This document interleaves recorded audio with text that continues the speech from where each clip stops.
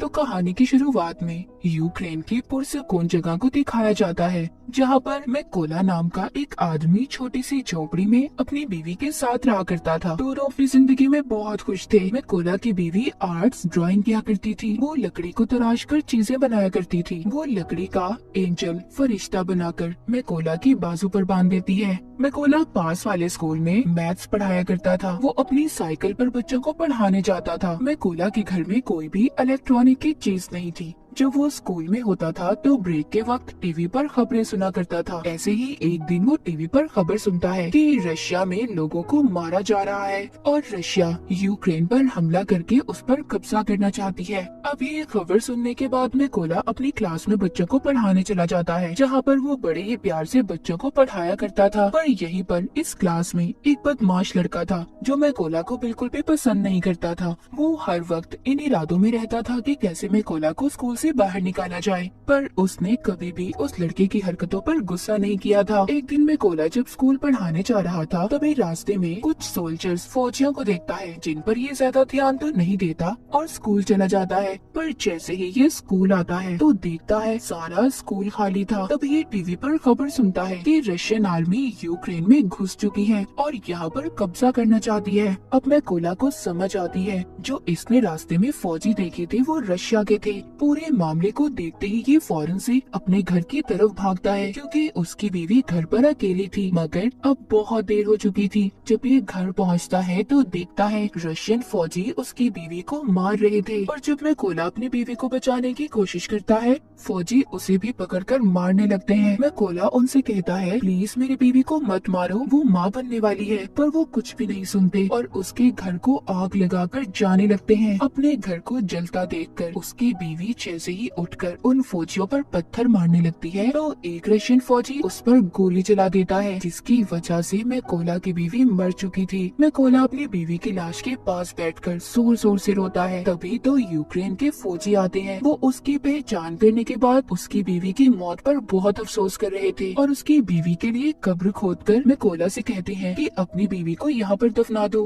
अब मैकोला अपनी बीवी को दफनाकर अपने घर को देख रहा था। रशियन फौजियों ने उसकी बीवी को भी मार दिया था और उसके घर को भी जला दिया था। इसलिए अब वो बदले की आग में जल रहा था। वो रशियन फौज से बदला लेना चाहता था। इसलिए अब वो यूक्रेन के फौजियों से कहता है कि प्लीज मुझे भी आर्मी में शामिल कर ले, मैं भी फौजी बनना चाहता हूँ। ये सुनकर वो फौजी मैकोला को अपने साथ ले गए थे, पर जाने से पहले मैकोला अपने पास लकड़ी का एंजल रख लेता है जो उसकी बीवी ने उसकी हिफाजत के लिए बनाया था। जब ये बेस पर आता है तो यहाँ के कमांडर इसको आर्मी में शामिल नहीं करते। कहते हैं कि क्या पता ये कोई जासूस भी हो सकता है। पर मैकोला कमांडर को बताता है कि रशिया की फौज ने मेरी आंखों के सामने मेरे घर को जला दिया और मेरी बीवी को भी मार दिया, इसीलिए मेरे पास जीने की अब कोई वजह नहीं है। मैं रशिया की फौज को मार कर ही सुकून का सांस लूंगा। मैं अपने मुल्क को बचाऊंगा ताकि रशिया की फौज यहाँ पर किसी और के घर को ना उजाड़े। ये सुनकर कमांडर मैकोला को आर्मी में शामिल करने के लिए तैयार हो गया था। उसकी ट्रेनिंग अब शुरू हो जाती है। मैकोला को बंदूक के बारे में कुछ भी नहीं पता था। जब सभी फौजी बंदूक को असेंबल कर रहे थे, उनके हिस्सों को जोड़ रहे थे, तो मैकोला उनके सामने सबसे ज्यादा देर में बंदूक को असेंबल करता है, जिससे सभी फौजियों को ये लग रहा था कि मैकोला कभी भी अच्छा फौजी नहीं बन पाएगा। मगर मैकोला अपनी सारी जान अपनी ट्रेनिंग पर लगा रहा था ताकि वो अच्छे से अच्छा फौजी बन सके। एक दिन ऐसे ही जब वो ट्रेनिंग कर रहा था तो अपने सीनियर से कहता है कि मुझे मैकोला कहकर मत बुलाएं, मुझे रेविन कहें। तभी उसके सीनियर उस पर हंसने लगते हैं। कहते हैं खुफिया नाम ऐसे ही किसी को नहीं मिल जाते, उसके लिए इंसान को मेहनत करना पड़ती है। अब मैकोला पूरी जान से ट्रेनिंग कर रहा था। रात को जब सभी सिपाही सो रहे होते थे तो तब भी मैकोला अपनी प्रैक्टिस करता रहता था। एक दिन उनका कमांडर सबसे कहता है कि हमारे पास स्नाइपर निशानेबाज की कमी है। कौन है जो तुम में से स्नाइपर बनना चाहता है? इनमें से बहुत कम लोग थे जो अपना हाथ ऊपर करते हैं। इन्हीं में से मैकोला भी था जो अपना हाथ ऊपर करता है। सभी उसे देखकर हंस रहे थे। कमांडर उसे कहता है, तुम्हें तो बंदूक भी सही तरह से असेंबल नहीं करने आती, तो तुम क्या स्नाइपर बनोगे। मैकोला कहता है मैं एक अच्छा स्नाइपर बन सकता हूँ, आप मेरा कोई भी टेस्ट ले सकते हो। कमांडर उसको टेस्ट लेते हुए कहता है कि तुम्हें सिर्फ 20 सेकंड में इस बंदूक को असेंबल करना होगा। अब मैकोला अपनी आंखों पर पट्टी बांधकर बंदूक को जोड़ना शुरू करता है और सिर्फ 18 सेकंड में उसने बंदूक को असेंबल कर दिया था। ये देखकर सभी हैरान हो गए थे। जो लोग पहले इस पर हंस रहे थे वो अब इसके लिए तालियां बजा रहे थे। इसके बाद मैकोला की स्नाइपर की ट्रेनिंग शुरू हो गई थी। वो जी जान लगाकर स्नाइपर की ट्रेनिंग कर रहा था। वो दिन भी आ गया था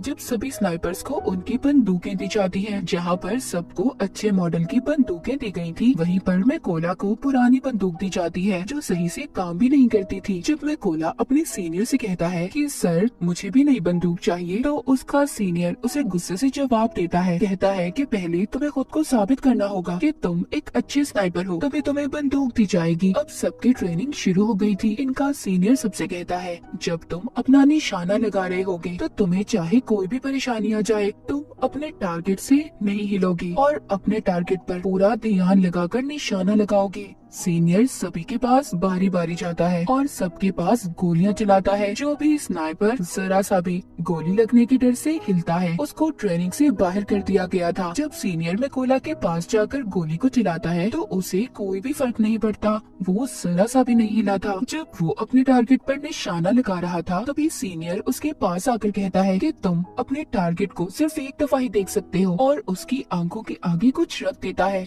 अब मैकोला जब निशाना लगाता है तो उसका निशाना चूक गया था, मगर सब जानते थे कि अगर मैकोला को नई बंदूक दी जाती और आंखों के आगे कुछ ना आता तो उसका निशाना लग जाता। रात को स्नाइपर का नाइट शूट टेस्ट होता है जिसमें इन्हें रात के अंधेरे में अपने टारगेट को देखकर उस पर निशाना लगाना था। ये फ्लेयर गन को चलाकर सबको एक ही बार उनका टारगेट दिखाया जाता है। सब निशाना लगाते हैं पर मैकोला निशाना नहीं लगाता।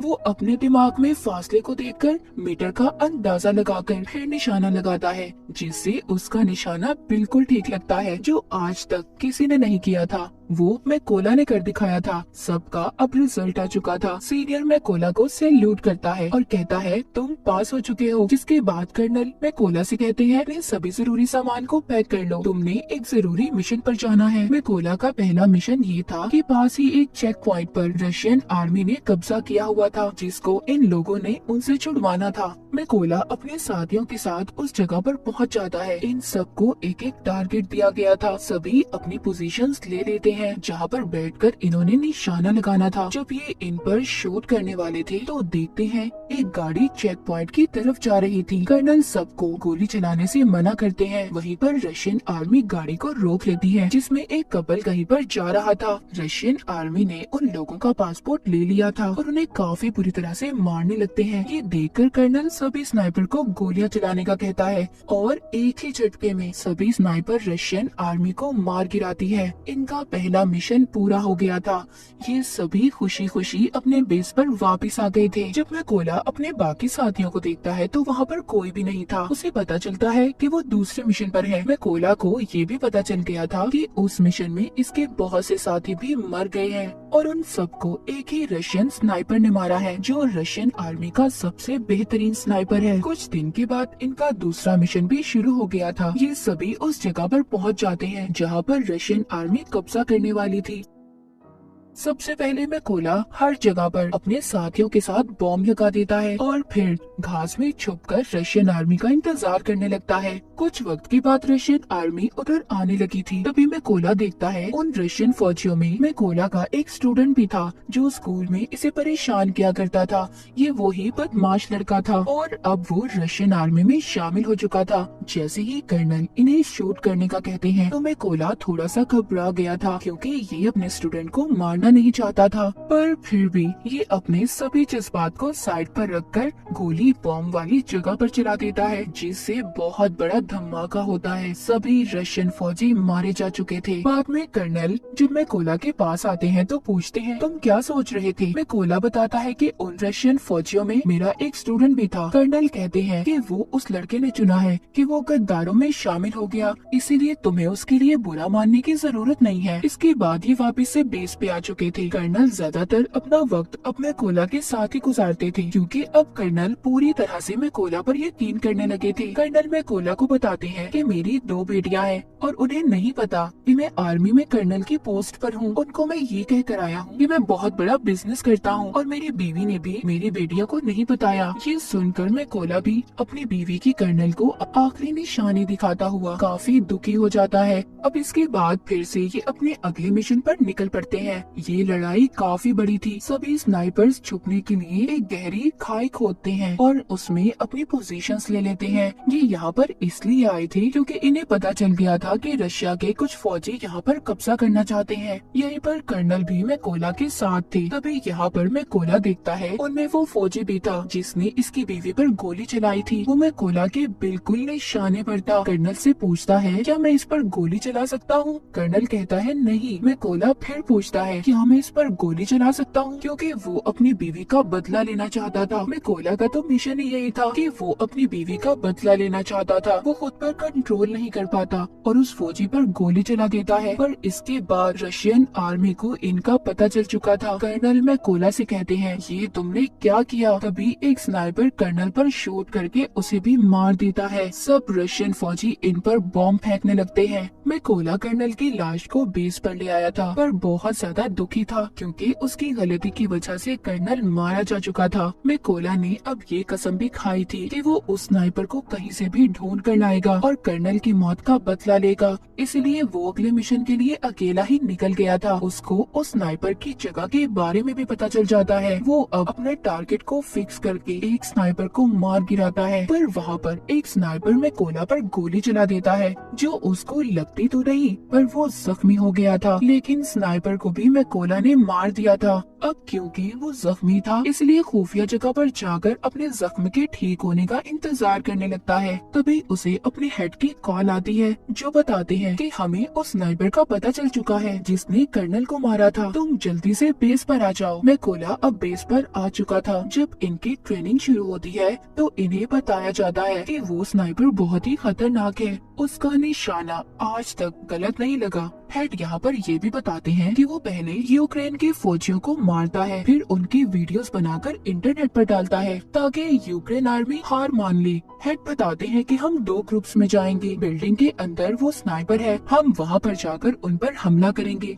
तभी मौके का फायदा उठाकर मैकोला उस स्नाइपर को मार देगा। प्लान बन जाने के बाद ये सब लोग ऐसा ही करते हैं। सभी उस जगह पर जाकर अपनी अपनी पोजीशंस ले लेते हैं और ये रशियन का ध्यान भटकाने में कामयाब हो जाते हैं। और मैकोला इसी बात का फायदा उठाकर अंदर जाकर रशियन स्नाइपर को मार देता है। मैकोला अपने साथियों से कहता है कि मेरा रास्ता साफ कर दो। ये सुनकर सभी मैकोला के साथी रशियन आर्मी पर गोलियां चलाकर उन्हें मार देते हैं। अब अंदर जो स्नाइपर छुपकर बैठा था जिसको मैकोला मारने आया था, वो सोचता है कि कोई भी फौजी उसकी बात का जवाब नहीं दे रहा। जब ये ऊपर छत पर चेक करने जाता है तो वहाँ पर जो रशियन स्नाइपर था वो मर चुका था। ये देखकर वो वापस से अपने पोजीशन पर आ जाता है। जब वो सामने मैकोला की बीवी का बनाया हुआ एंजल देखता है तभी मैकोला ऊपर से छलांग लगाकर उस स्नाइपर को मार देता है। जब दूसरे स्नाइपर को थोड़ी आवाज आती है तभी मैकोला उसके पास भी एक बॉम्ब फेंकता है और उस स्नाइपर का काम भी तमाम हो चुका था।